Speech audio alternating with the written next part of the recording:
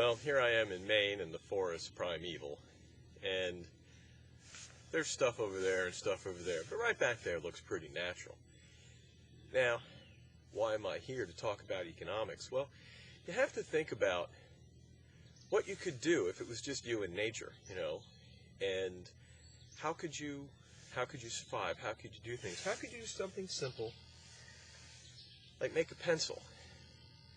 Just a little simple thing we have in life that, this is a Troy pencil. We buy them by the bulk. We give them away. They cost about a penny. And but how would you make this? Milton Friedman likes to talk about pencils and relating back to Adam Smith. And he said, there's no person in the world that can make one of these. That to make a pencil, you need so many materials, so many tools, that really there's no one person that can do it. If you were here in the woods, a lot of these trees behind me are cedar, which are very often one of the woods used to make a pencil. And, if you were to come out here, say you're on Survivor, right? You've seen how those people live. How could you do this? How could you make the world that way? Probably the first thing you'd want is one of these. And this would be just the basics, right? I could have a chainsaw here, right? That'd be even better. But, to get one of these, you have to mine the ore. You have to figure out how to smelt it. You've got to fix, to make the axe head, to make the axe. And then you've just got an axe. You've got to go behind you. You've got to cut down trees. You've got to get the wood. Then you've got to make a pencil, you got to get graphite. I don't know what kind of tree graphite grows on. You got to get glue. You got to get paint. You have to get, this is my dog, you have to get rubber, right, which doesn't even come from around here, right? It comes from Malaysia, where it isn't even natural, where the British imported it from Brazil because they figured it'd grow better.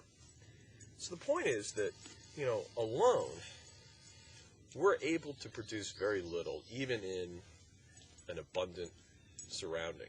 Even with all of nature at our disposal, we've got nothing. Through a market economy, people specialize. They learn to produce things.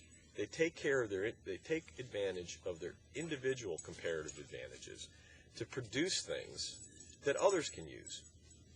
They don't do it because they like each other. They don't do it because they're told to do it. They end up doing it to make money. And somehow or other, they connect with other people through the market. And so, someone making an axe head or a chainsaw or logging equipment doesn't know whether it's going to go into making pencils or dimensional lumber or wood chips for paper. People making rubber don't know whether it's going to go into the soles of shoes or racers or probably not car tires. They don't use that much anymore. They all work together, producing what they can produce. It goes into a market that gets redistributed to people who need it. How do you know if they need it? Because they bid a price for it. And the materials all go out. And, literally thousands of people around the world cooperated to produce this pencil that they're able to trade, just a few seconds of their time, go into the production of this. And you're able to buy it for a mere pittance. These are people from all around the world who don't meet each other, don't know each other, maybe wouldn't like each other if they met, but they cooperate to give you this pencil. And they turn, something like this wilderness, into a vast resource.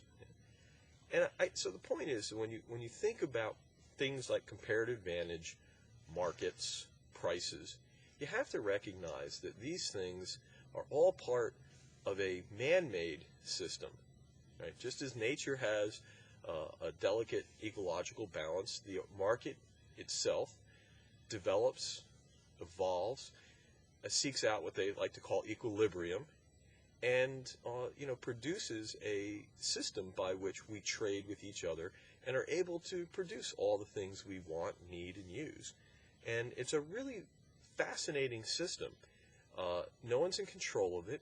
It is driven by people making individual decisions, voluntary exchanges, yet it produces pencils, it produces axe heads, it produces the clothes we wear, the cars we drive. And it's a really fascinating thing.